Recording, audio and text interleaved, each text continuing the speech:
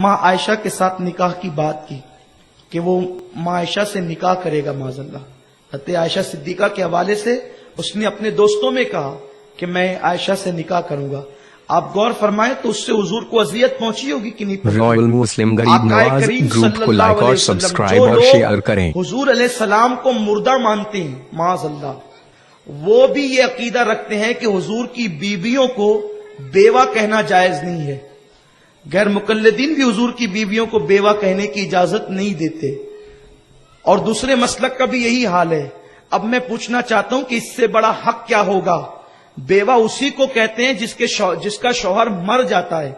जब हुजूर की बीवियों को बेवा नहीं कह सकते, हुजूर की बीवियों को जोजा ही कहते हैं और उम्मुल मोमिनीन ही कहते हैं, तब मैं आपसे पूछना चाहता हूं कि या तो शौहर को मुर्दा मानने वाले औरतों को बेवा माने, और जब औरतों को बेवा नहीं मानते तो फिर मानना पड़ेगा कि हुजूर सल्लल्लाहु अलैहि वसल्लम अपनी कब्र अनवर के अंदर जिंदा हैं।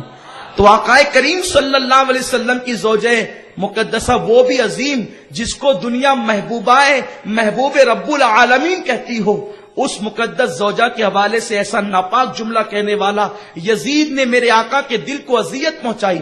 और जब उसने आकाए करीम सल्लल्लाहु अलैहि वसल्लम के दिल को अजियत पहुंचाई तो बताएं जो हुजूर अलैहि सलाम के दिल को अजियत पहुंचाए वो यजीद जन्नती कैसे हो सकता है? बल्कि सरकारे गरीब नवाज की गैरत ने तो ये भी गवारा नहीं किया कि जहां पर इमाम हुसैन का जिक्र हो वहां यजीद का जिक्र हो।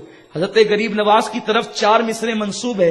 गरीब नवाज फरमाते हैं, शाह अस्तो हुसैन, बादशाह अस्तो हुसैन, दीन अस्तो हुसैन, दी पनाह अस्तो हुसैन, सरदाद नदाद दस्त दर दस्ते यजीद, हक्का की बिनाए ला इलाहा अस्तो हुसैन। तवज्जो फरमाएं, हजरत गरीब नवाज ने 4 मिसरे कहे।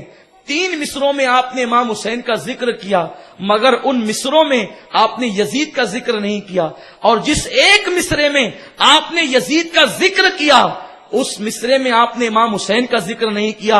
गरीब नवाज की गैरत को गवारा नहीं है कि एक मिसरे में हुसैन और यजीद को जमा कर ले। अरे जब गरीब नवाज जैसा बंदा गुलाम यजीद और हुसैन को एक मिसरे में जमा करना गवारा नहीं करते तो अल्लाह तो सबसे ज्यादा गैरत वाला है, वो एक जन्नत में हुसैन को और यजीद को कैसे जमा कर लेगा? नारे सबसे ज्यादा गैरत वाला अल्लाह है। आका फरमाते हैं उमर सबसे ज्यादा गैरत वाले हैं, उससे ज्यादा गैरत वाला मैं हूं और सबसे ज्यादा गैरत वाला अल्लाह है। जब गरीब नवाज के इश्क की गैरत को एक मिसरे में दोनों को जमा करना गवारा न हुआ तो अल्लाह गैरत वाला एक जन्नत में दोनों को कैसे जमा करेगा?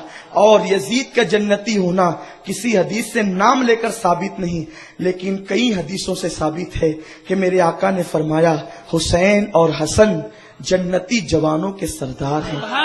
सिर्फ जन्नती नहीं हैं बल्कि जन्नती जवानों के सरदार है।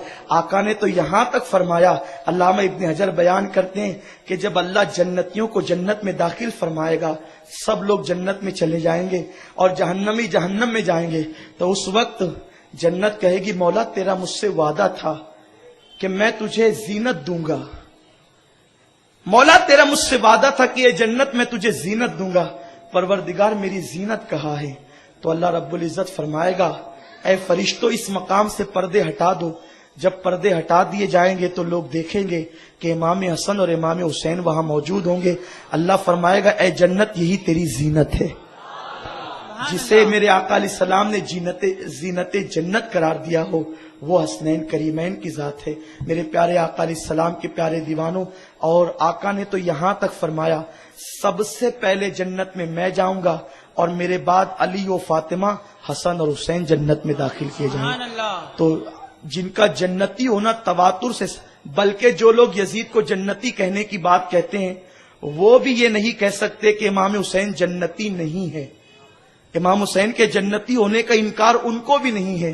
तो जालिमों, जब तुम भी इमाम हुसैन के जन्नती होने का इनकार नहीं कर सकते, जिनकी मोहब्बत अल्लाह ने कुरान में फर्ज की है, امام شافعی فرماتے ہیں یا اہل البیت رسول اللہ حبکم فرض من اللہ فی القرآن انزلہ یکفیکم من عظیم الفقر انکم من لم یصلی علیکم لا صلاة لہ. اے اہل بیت، اللہ نے تمہاری محبت کو قرآن میں ہم پہ فرض فرمایا ہے.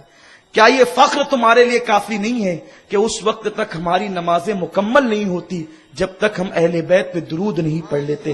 بخاری شریف کی حدیث ہے، جب آیت درود نازل ہوئی ان اللہ و ملائکتہ یصلون علی النبی، حضور پہ درود پڑھنے کی بات کی گئی تو صحابہ نے عرض کیا حضور آپ ہمیں درود پڑھنا سکھائیں. آقا فرماتے ہیں اگر تم چاہتے ہو کہ درود پڑھ کر پورا ثواب لو تم درود پڑھ کر، تو جب تم مجھ پر درود پڑھو تو میری آل پر بھی درود پڑھو.